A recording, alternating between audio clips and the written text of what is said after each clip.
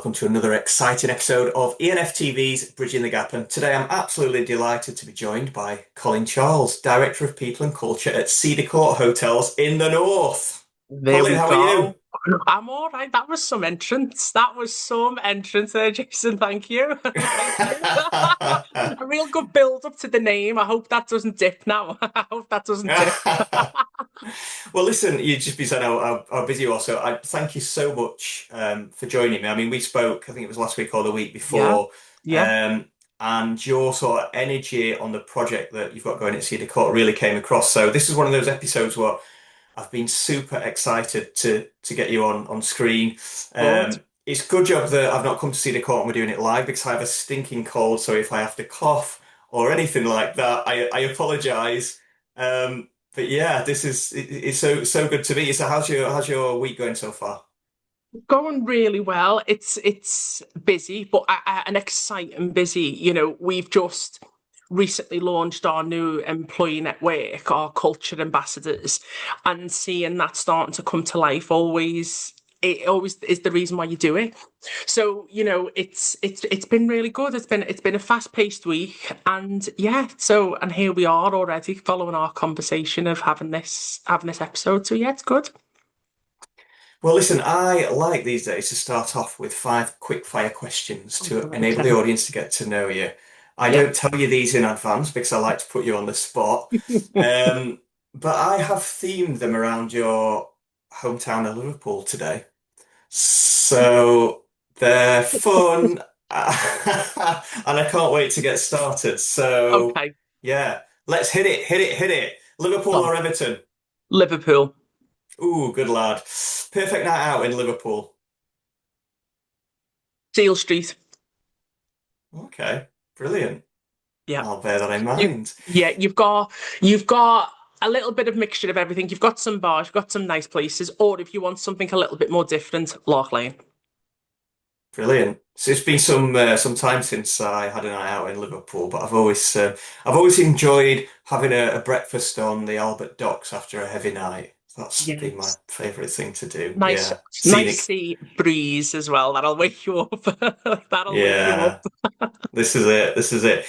Tell us in 10 seconds what the dish Scouse is and how to make it. Go.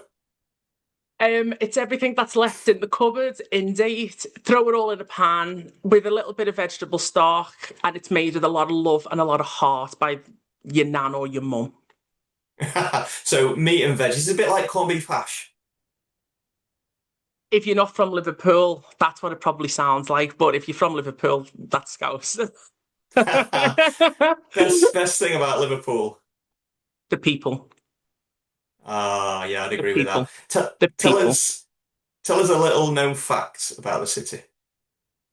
A little unknown fact.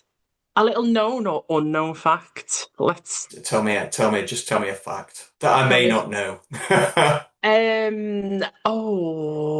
We were the City of Culture in 2008, and it was a real big springboard for Liverpool and getting the exposure it deserved and the investment it deserved.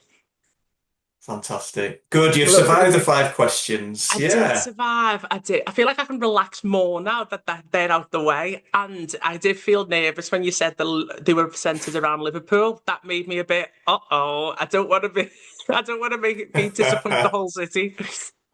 I did one of these with, it was something I introduced a couple of months ago, and I did one with, I think I sent you the video, Spiros from Q Green on analytics, and he kept turning it round on me. So I'd say, like, favorite book, and he'd say, this. What about you, Jason? And I'd be like, Spiros, I have not prepped for this, so don't ask me any questions. Putting me on the spot, he turned it round on me. You survived the five questions. So yeah, Fantastic. tell us about you and your career so far. So I think my career so far is a mixture of, it's truly a mixture in hospitality. And I'm quite fortunate. My hospitality journey started when I was really young because my auntie owned her own restaurant. So I had a very different insight into it. I saw a little bit of behind the scenes. It wasn't just where I'm up to now. It was, I understood from very early on the running of a business, which I think not everybody gets that exposure. Hmm. And throughout my career, I've worked in ops and then I've moved across into people operations, focusing on training, development, focusing on that real employee life cycle, shall we say. And then as my career's further and progressed, I've pivoted into employment law, and then I've combined all of the knowledge that I've learned in employment law and the previous knowledge of operations and hospitality, and it's kind of formed the last, I would say, probably 6 years of my career, whereby I've taken up different positions in sports, leisure, hotels, focusing on people and culture and really driving that transformational change and creating platforms for people whereby they attend work and they fundamentally feel safe, be seen, all of that fun stuff. How did that formative experience in ops kind of shape who you are today? How did that kind of form the basis and the foundation? Yeah, well, I think it's really important to understand what other people are doing and what almost its front of house are doing, and it helps that, you know, that actually when I'm sat with an operator and if we've got a challenge or we've got a difficult situation, I really do understand the restraints that they're under, whether that be budget control or whether that be, team shortages or whether that be struggling with recruitment. I understand it because I've been there. I've sat in that variation of a role whereby I've had the same struggles. And I think sometimes having somebody sat with you and going, not just saying, I get it, but equally reflecting on it and going, I've experienced this and this is what I done at that time. It brings people on a very different journey. And I think, especially in my role, I've got to be able to pivot and be a chameleon to the people that I'm helping and people that I'm coaching and mentoring and all of those things, because it's got to make sense, and that definitely from where I sit, it's only ever a benefit more than anything else. Yeah, I so agree with you. It's so important to have that experience of all the Yeah, different because it gives you empathy from what problems they may have on a day-to-day basis and what their challenges and their pain points and maybe otherwise you're guessing really, aren't you? completely. And I think, you know, it's really important as well, regardless of where you've come from or the experience that you've got. But if you can't relate something, I think sometimes people Yeah. may struggle.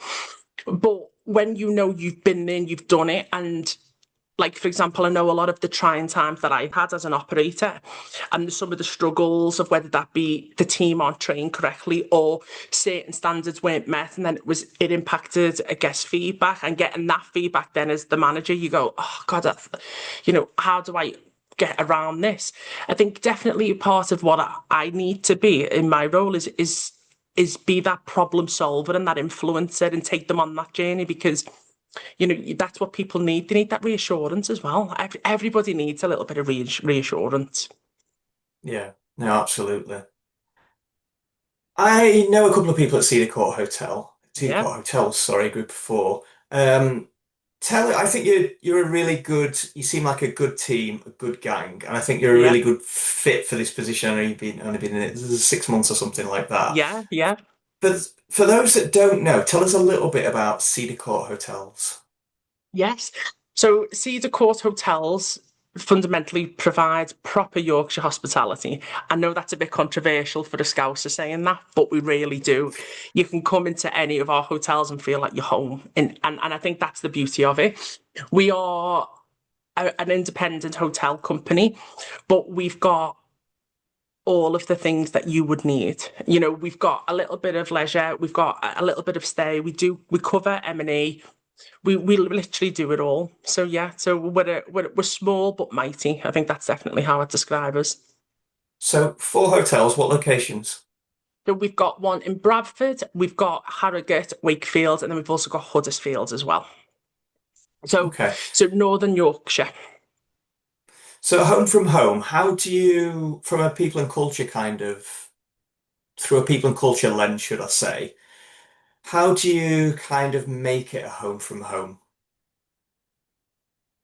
I think it's very simple. I don't think you need to overcomplicate it. I just have a personal belief that people deserve to come to work, they deserve to be seen, they deserve to belong, and they just deserve to be safe the way they have that at home. And and I think what a lot of the initiatives that we've just recently launched are just all around the people. So the world that we work in needs to reflect the world that they live in. So people need to be celebrated. People need to be brought together. And I think we do that, and we've done it, and we've demonstrated it recently really well by launching that, those culture ambassadors in our employee network and bringing our people together. And, you know, having when we ask people how are they, we actually want to know what the response is, and giving people that space and that energy to allow themselves to really, really feel at the home and know that they do belong, they are safe, and most of all, that they're seen. And I think that you've just got to keep it simple in that, and you've got to allow people to know that we're here for them. And I think that's it. That's really key, and that's really important. I think despite some hotels going down the line of almost depersonalization in terms Yeah. of check-in and fewer staff and everything's automated, Hmm. people are still at the heart of hospitality very much, aren't they? Completely. Well, excuse me, I think you can't achieve what you need to achieve in hospitality without people. It's that simple. You know, Anything that you need and the better responses that you get are all engaged through people. You know, people respond to people. They don't respond to, even though you can give them all the instructions, but people do respond to people. And where we've kept our people is at the heart of everything that we do. We keep our teams engaged. We really drive that focus on our teams, making sure that they are part of that guest journey and know that they impact that as much as anybody else. And I think it can be a bit daunting for companies or for people in general who want to work in the industry. But then if they start to see more automated processes, they may think, well, there's not longevity there, where actually there's still the exact same opportunities, if not more. And now it is all about, more than ever, especially in this industry, about its people. And I think that's part of what my job is to reinforce that and move the conversation forward in a progressive way, where it highlights opportunities, it highlights positive culture. It also highlights an impactful workspace as well. And that's absolutely what's really important. You've obviously done so much since you started at Cedar Court. Tell us a little bit about, and I know there are many, but some of the initiatives we spoke earlier about your five pillars and Yeah. kind of a little bit about what you're trying to achieve at Cedar Court Hotels. I think one of the main things for us is, well, especially for me and our incredible MD, is that we create an employer identity, that when you look at us, you know that that's Cedar Court. You know that you're, whether it's that's Colin, that, or whether that's Cedar Court, it's us. And one of the things for me is giving that a real purpose. And we've got the five pillars of people and culture now, which is employee relations, culture, learning development, well-being. And then also, it is really important for us to make sure that we carry on driving them. And it's it's a, it's creating that identity that goes, yeah, we recognise that. We understand who that is and what that is and what it stands for. Tell us, dig down a little bit into the five pillars a little bit more and explain each one and why they're so important. Yeah. So our five pillars are the employee relations pillar. That is probably potentially your older bracket of what people would call HR. We don't call it HR anymore. We call it employee relations. Okay. And then our next pillar is learning development. So that is all of your training needs. That is your identity around the things that we have, which we can come on to a little bit later, our Cedar leader, our Cedar saplings, and our our our day-to-day operational training. That's where that belongs. We've then also got our well-being pillar, imperative to every business, especially ours. And in there, we've got all of our benefits. We've also got our internal support systems from our mental health first aiders, the mental health forum that we're creating as well. We've then got our culture pillar, a personal, a real proud one, I've got to say. That's where our network sits. That's where our belongings and inclusion calendar sits.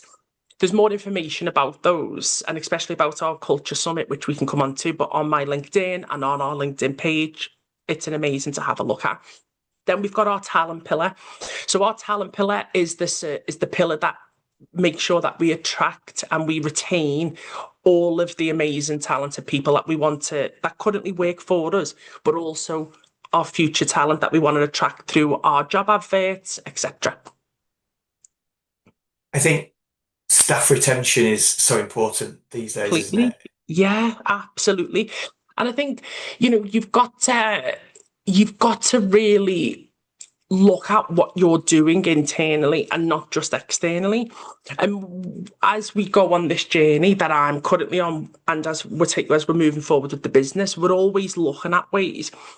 What is the best way to retain these people? What is the best way to listen to them? And also, I think what's really important is for us is it's not just a senior leadership team sat around a table. It's the fact that we engage with our team. So we run, you know, we run people in culture hubs. So we asked to come and engage with us. Do you have any problems, or what do you need assistance with, or what are you thinking? Drop-in sessions whereby we just make ourselves accessible. But then we also correspond with our teams twice a year where we get their feedback. And the feedback is then poured back into the business, and we use that as forming part of something called our KIT meetings, which are our keep in touch meetings that we run every so often, and where we go into the businesses and we talk with our people. We just have the simple conversations of giving them, this is what you said back, a bit of a you said we did, and how we're going to move forward. And I think we've got to do that. I think that's just important, and it's just a standard. I think every business has to have that standard, and that's ours. And for us, it's not just about staying complacent. It's understanding that next year it's going to look a little bit different, because it's got to evolve as well. It's got to be gripping. It's got to be, engaging. It's got to be fun. It's got to be embedded in our values, and that is fundamentally what we do. Do you think, in essence, employees just want to know that they're cared for at heart? Absolutely, absolutely. I think it's a very simple, like I said before, you've got to keep it simple, and simply yes. While there is definitely a demographic of people that come to work for us and come to work in general, where you've got people that just want to come in, do the job, and go home. Absolutely need them. But those that want to come in and they want to feel those things that I've said, that are my belief of be seen, belong, and be safe. And then you've got Mm. people who want to know that the employer that they're going to work for is ethical. It's the right type of employer. It's an employer of choice. It's an award-winning employer. What are they going to do for me? And I think we need a collection of all of them. We always want the high achievers. And, there's always going to be people that go, I'm okay. But everybody deserves to know that the opportunity is there for them, and everyone gets treated the same. And I think that's really important. Yeah, 100% agree. How have you seen things change over time in terms of thinking about recruitment into Yeah, hotels? yeah, yeah, How has what potential employees look for in a job, in a career, kind of like changed? Because to my mind, 20 years ago, it was a job and it was a salary. yeah. But there's so much more to it now. How has things changed over the last sort of, say, 10 years in what people look for in a job? I think it's gone from satisfaction being zero to satisfaction being one. And I think that's, and I think that's really important to understand is that people don't just want to come in anymore and go home. There is a little bit of that, but people want to know what's in it for them. And I think the change in the market is being that people want to know more. People want better benefits. People, want to know that they're coming to work and that they're working for those things that we've already discussed, that they are in an environment that's inclusive, they're in an environment that's supportive, they're in an environment that they feel that they can be their authentic selves. We've come along as an industry. I see it just myself in the last 10 years where the industry I started in isn't the industry that was 5 years ago, and it's certainly not the industry that we're 5 years later. We're one of the most diverse industries, and our our work environments need to be that, and they need to progress as well. Like I said before, the world that we work in has got to reflect the world that we live in, and Yeah. and I think as time has progressed, that's definitely moved along. And what people want is to have all of those things. They want to see inclusion. They want to know that you know, from a retention rate that they're getting heard, and then also as well, you can't. There's nothing more damaging than your employer brand than when you have to go to the job market for the same job twice in 2 months. So it's massively changed. It's massively changed, and I think you can't not acknowledge that, and especially you can't not acknowledge the challenges and the changes in the industry as well. Yeah, 100%. Cedar Leader and Yeah, Cedar Saplings. yeah. I love a snappy, cheesy title like those. And I saw Emily, commercial director, post it, and I thought I'm gonna have to find out more about this. I can kind of guess what Cedar Leader is and Cedar Saplings, but put some flesh on the bones for me, please. Fantastic. So I'll start with our cedar saplings, which are a phenomenal cohort this year. I'm really proud of them all. I'm proud of every member of the team, but I'm especially proud of these guys. So our cedar saplings it's for those individuals who just want to get a little bit more self-confidence and taking that next step in their career. It's a course that's tailored to our teams in whereby they look at resilience, they look at, you know, themselves and look inwards and understand what can they do that best sets themselves up for that success and the next step in their career. And also giving them that exposure and into the business, but also across other functions whereby they would never have met with these people before.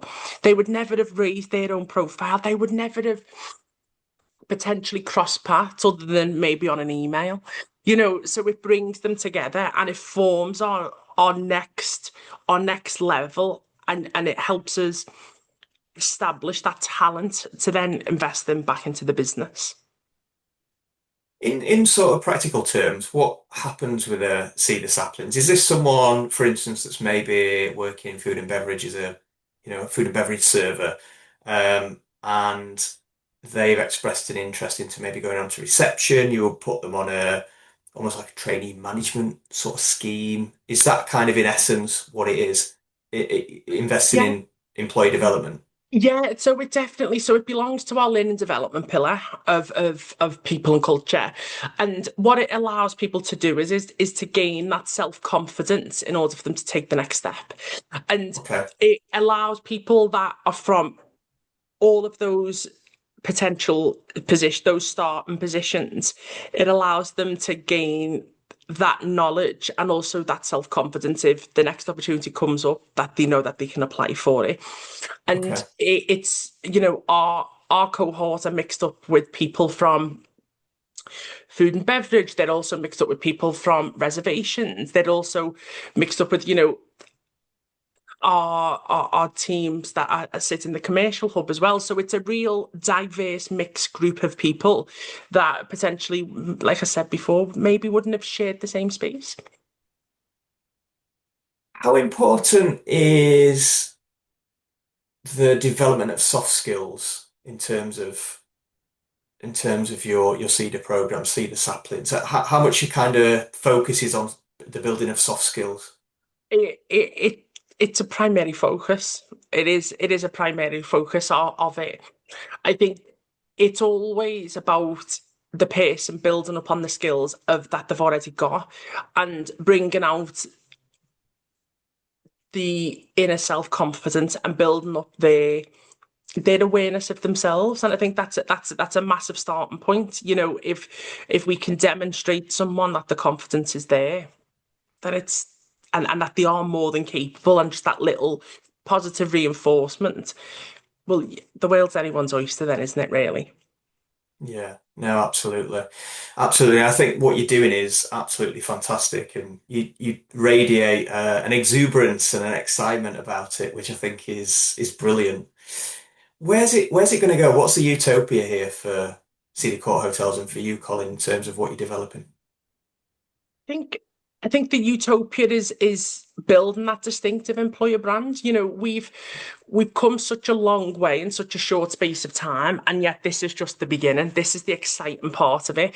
This is the part whereby we get to cut our teeth a little bit. We get to play around with the design. We're trial and testing things that work. What does this look like? Where does this belong? Utopia is definitely that employer brand that when people look at us, they know that's Cedar Court. And I don't know whether if anybody knows this, but we recently made the top 30 places to work, best places to work in hospitality. Yeah. And it's landing there again. And it's a testament to all of the hard work that we've done. And it's also a testament to the team that are here. And the utopia is making sure that everyone's elevated to that level and everyone's elevated to that celebratory level because they deserve it. I've worked with many people in my career, but these are genuinely the best people. They really are. We all come to work and everyone, and I'm sure everyone says this, but the smiles and the radiating of the energy that comes from people that work here, it's the best. It's a brilliant environment, and I think that's what utopia is to maintain that and elevate it and celebrate it. And I think that's what we've got to do, and that's fundamentally what I just believe what I'm here for. And it's always nice to win an award or two along the way. I'm not gonna say I don't want to do that because I definitely do. But that's not without understanding that we're just at the beginning of the journey, and that utopia piece is understanding. You know, that's what it looks like. That employer branding piece. Yeah, happy team equals happy guests at the end of the day. If you can propagate an atmosphere and a conviviality amongst your staff, that then radiates to guests who genuinely feel like they are in a home, in a homely environment. Absolutely, and I think we all respond to getting great customer service, and I think that there's a statistic that we probably just need to double check, but we tell 1 out of 4 people about good customer service, but we tell 3 out of 4 about bad. Yeah, Like, and it's so uneven, and it's so not fair for all of the good that our teams put out there. So it's so important that we do what we can to keep those celebratory moments going, because it's just important. It's just so important. yeah. Any successful stories that you want to share with us? Any kind of personal accounts of the success of Cedar Saplings or Cedar Leaders or anything else? So, well, we've got our next Cedar leader cohort. They're all graduating next week, and I think in terms of our cohort, and I've only been with us for a short space of time. However, the Cedar leader course is designed to set people up for that next internal success.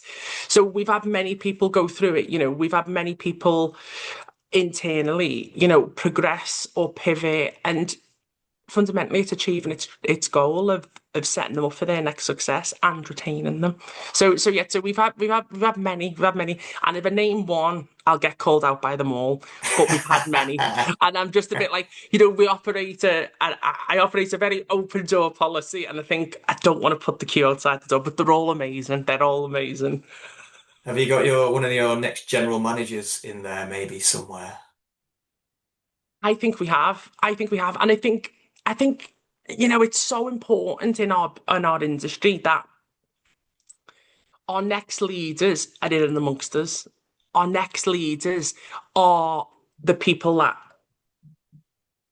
may have just served on the conference lunch, or that may have just served a coffee in the lobby, or have just changed a bed. You know, our next level of leaders, they're all here already. It is just about making sure that everyone's got that opportunity to step forward and shine. And we all needed one opportunity in our careers. We just needed that one person to go, come on, Yeah, come with me. I think I can see something here. Or yeah. it takes a business that goes, this is who we are, this is what we want to this is what we want to offer you. Do you want to be part of it? And I think that's really important to make sure that we do that first before we look externally. So 100% our next leaders, like, there might be even the next me here. I don't know. You just don't know until someone steps forward and goes, I want to sit at that table, or I want to do what you're doing, or can we have a conversation about this? And that's the beauty of what my role is, as well, as to encourage those conversations, because it's so important. And HR previously had a reputation as being quite dry and sterile, and you've certainly brought it to life, I think, at Cedar Court. And yeah, definitely a face for the future. I can see that you're a bastion for all that is good in people and culture. So yeah, just to finish up, why is what you're doing so important? Very simply, it's just pushed by personal belief. It is pushed by a slogan that has been around recently a lot of be bold, be brave, be you.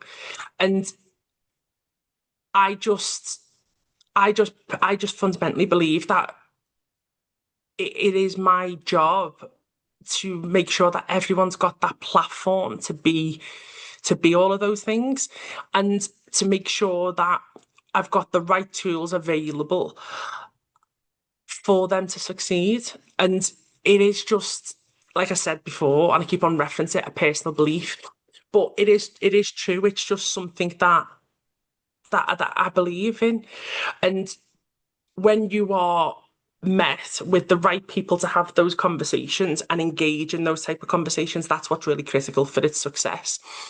And to move forward, people do deserve to come to work. They do deserve to come to work and belong, be seen, and like I said before, be safe. And then that's when they can be bold, be brave, and be themselves. And for any success of mine, whether it's in my career, or whether it's been years ago when I first started out, I've encountered times whereby I've been told, no, you laugh too much, or you're not serious enough, or then I've tried to then adapt that, and people have gone, no, you're too serious. Or then I've tried to be the perfectionist that I thought that was needed.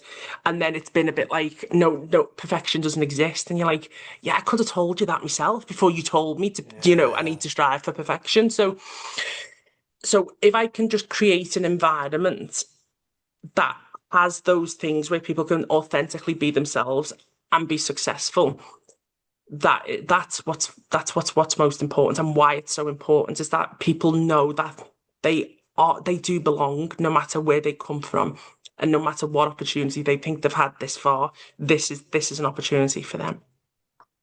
Sage advice that, Colin, to finish on, and thank you so much for joining me. So if anyone wants a discount at Cedar Court Hotels, see Colin for 50% off. using the code Colin3. It definitely doesn't work on the website. It definitely doesn't work on the website. It will be when you automate it and put it on there. Thank you so much for joining me. I'm off to make a pan of Scouse now for my tea. There you go. There you go. Thank you. Thank you so much. And that's all we've got time for this week. Like and share the show because it helps us attract really cool guests like Colin. Here we go. See you